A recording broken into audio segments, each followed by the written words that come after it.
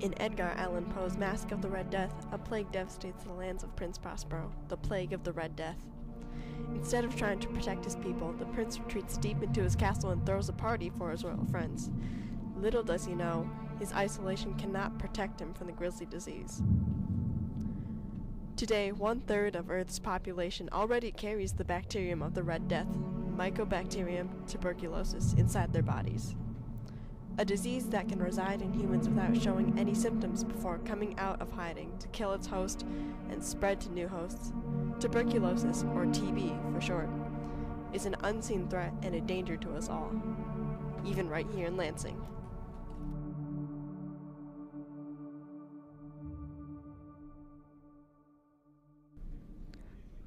Tuberculosis is an airborne bacteria that usually attacks the lungs. However, it can also attack the kidneys, spine, and brain. It can be fatal. A person can be infected with the disease and never show any symptoms or spread the disease to others. This condition is called latent TB. Once the bacteria becomes active and an infected person shows symptoms, they are considered to have the tuberculosis disease and they can spread the disease to others. The symptoms they show are 3 or more weeks of a bad cough, chest pain, coughing out blood, fatigue, weakness, weight loss, no appetite, chills, fever, and night sweats. In 2012 alone, 1.3 million people around the world died from this bacteria. It is a leading killer of people with HIV, in large part due to its contagiousness. Julie, a radiology technician at Sparrow Hospital in Lansing, is used to the extensive precautions of avoiding tuberculosis. A patient has possible tuberculosis or a known case of tuberculosis. We use the airborne infection isolation precautions. First, the patient's door will be closed and the sign will be on the door which says they're airborne infection isolation. It's telling you to stop before you enter the room. What you'll need to do is put on a respiratory protection mask. Everyone's been fitted here for what's called an N95 respirator, so it's very tight around their nose and mouth. Patients may only leave the room that they're in for essential medical procedures, so during transport they must always have a mask on, so patient and caregivers will be wearing a mask. So it must be really contagious. Yeah, it's something that we definitely want to make sure isn't passed on to anyone else. Over 5% of the people who had tuberculosis reported that they had been homeless within 1 year of being diagnosed with the disease. Because of the poor nutrition, overpopulated shelters, and the higher HIV prevalence, the homeless are more susceptible to the bacteria. They are the perfect target for the disease, and this can lead to the spread from the homeless to the non-homeless just by breathing the same air as someone who is considered to have the disease. Not only do they promote the spread, but also the emergence of drug-resistant strains of the bacteria. If the right drugs are not taken properly or for the right amount of time, the disease is not as easily or inexpensively treated because it is drug-resistant. Homeless provide the perfect breeding grounds for drug-resistant TB strains to arise. Homeless people may be hard to track down, so tuberculosis skin tests, which require 2 visits to confirm an infection and are not always reliable, may fail. Sometimes TB-infected homeless stop their TB drug regimens before the bacteria are completely eliminated. This leads to the survival of only the drug-resistant bacteria and is the result of natural selection, as explained by Colleen Palmer, a biology teacher at Okemos High School. Bacterial strains become resistant when there's a mutant version or a variation of a gene that will allow that bacterial strain to not die in the presence of the bacteria. Like I said, that usually results from, say, an error in DNA replication. So you have this mutant strain that's able to survive now, and over time becomes resistant to that antibiotic. They spread their resistance as well. These bacterial cells can spread their resistance to other cells. Bacterial cells can take up foreign DNA, especially in the plasmid form, which a plasmid is a little ring of genetic material that can be transferred from one bacterial cell to the next. So that resistance can be now transferred to other cells. So you end up with this whole resistant strain, tuberculosis strain of bacteria that can, unfortunately, be very deadly. And there's not very many antibiotics that can fight it off. Well, the development of new antibiotics, certainly. I don't know what progress they're making on that right now, but definitely the development of new antibiotics, I think that looks promising.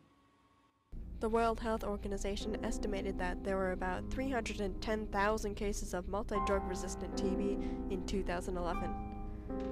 In 2006, extensively drug-resistant TB, which has no known cure, comprised 4% of TB cases in the United States.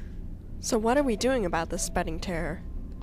According to a report by the Centers for Disease Control, a United States government agency also known as the CDC, the highest priority should be given to detection, evaluation, and reporting of homeless persons who have current symptoms of active TB. The report also states that the probability of transmission is affected by homeless shelter building ventilation. Detection and building ventilation are two potential weapons against tuberculosis infection. Ingham County, which has one of the highest rates of tuberculosis infection in the state, is badly in need of these weapons. Unfortunately, the available methods of testing are not foolproof.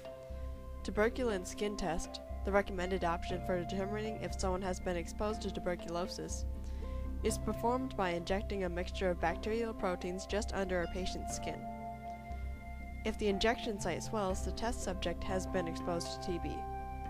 Results can be obtained 24 hours after injection, but this test must be checked in a second visit to the clinic. It can also result in false positives if the test subject has recently been vaccinated.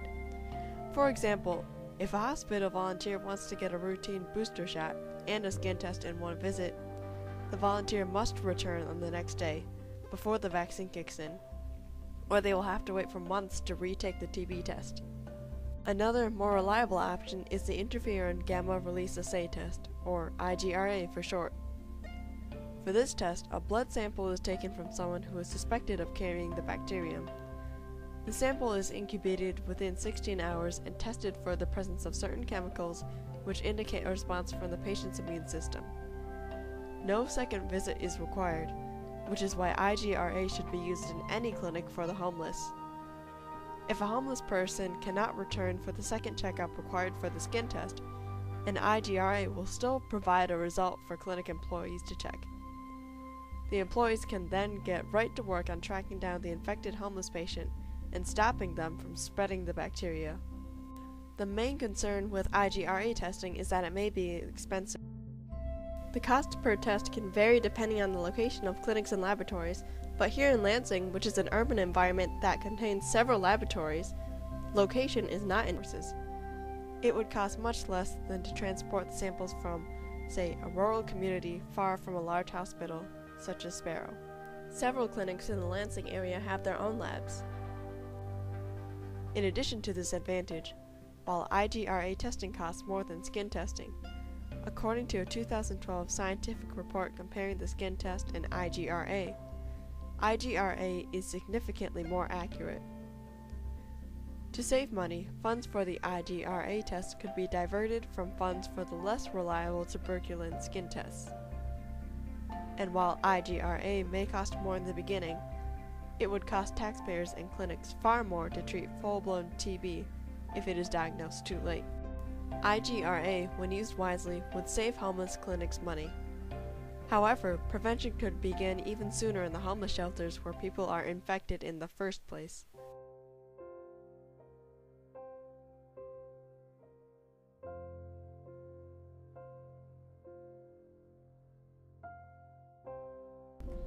A place where the homeless seek shelter and security should not be a place where a fatal disease can take the health of anyone who breathes the air within it. Homeless shelters are the main breeding ground of the bacteria within the homeless population because the conditions may be poor. This can easily change. Ventilation, or the lack thereof, is a key in the spread of the tuberculosis bacteria.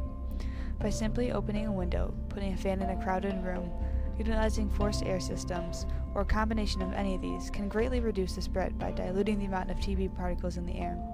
While a propeller fan mixes the air in the room, spreading the particles so they're not concentrated in one area, An open window provides fresh, new air that will not have the large number of particles that it normally would without the window open. Although natural ventilation, such as opening window, can be unpredictable due to weather, it is still an easy and inexpensive way to reduce the spread against the fatal bacteria. Insufficient ventilation should be thoroughly inspected along with the rest of the shelter to ensure the bacteria cannot spread throughout the building's population. If shelters can reduce the spread instead of promote it, then the risk of homeless population being infected could greatly decrease, which could help reduce the risk of non-homeless citizens becoming infected too. Improved ventilation in homeless shelters and more reliable testing methods are just two pieces of the puzzle of the fight against tuberculosis. Many organizations, from the World Health Organization to the CDC to local governments across the globe, are still working towards a solution to wipe out tuberculosis and to prevent the spread of the incurable forms. However, each step in the right direction is an important one. With the health of citizens like us and the health of the homeless right outside our doors at stake, precautions with as much potential as these deserve our serious consideration. Will we isolate ourselves from the issue by retreating into our castles like Poe's Prince Prospero? Or will we strive to stop the spread of tuberculosis? We have the tools we need. Now we have to use them.